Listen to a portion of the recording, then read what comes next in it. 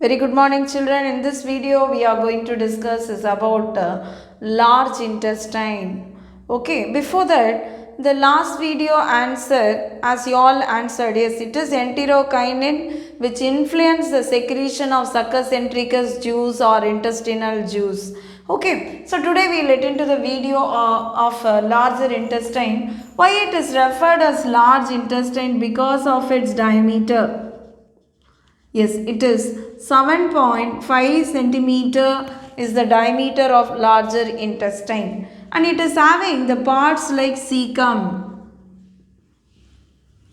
So CAECUM, if you see, where we host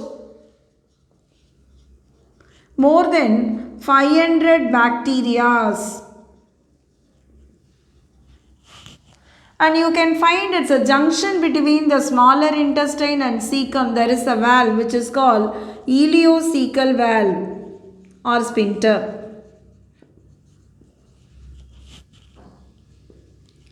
And in CAECUM, I told you already where we can find 500 bacteria. The very important bacteria we find here is E. coli, which fix B1, B2, B12 and vitamin K in the CAECUM. When we compare the CAECUM size of herbivorous and carnivorous, whose CAECUM will be larger, children? Yes, it is for herbivorous bigger. Okay. And other side of the CAECUM you can find an extension which is what we call it as appendix. And you know, appendix is a vestigial organ for us now. But when man was nomadic, prehistoric man, he was eating only the raw vegetables and raw greens and all that. So to digest the cellulose, appendix was very essential. Okay, but now we are eating only the cooked food items. So appendix gradually became vestigial organ. Are you clear, children, about CAECUM? The next one we are going to discuss, the next part is colon. So colon we have ascending colon,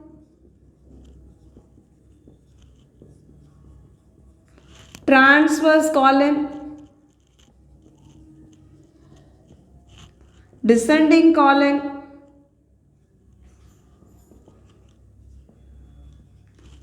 and then sigmoid colon. So these are four parts we can have it in colon. In colon also we have peristalsis continues.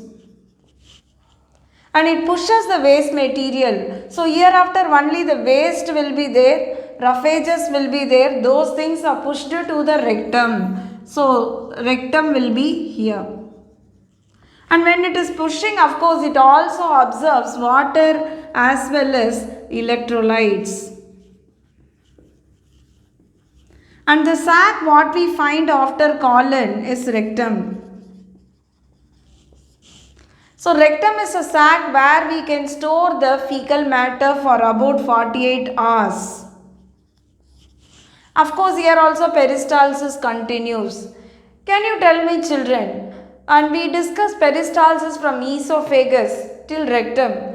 Where peristalsis will be maximum and where peristalsis will be minimum? Can you post your answers in the comment box, children, as always? Okay. So after rectum, we have the opening called anus for irrigation. And if you take anus, the inner side we have a sphincter which is called internal anal sphincter.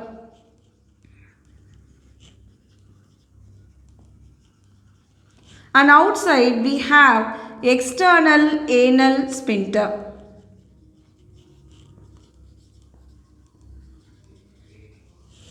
So these are two sphincter. Of course, internal anal sphincter is involuntary in action.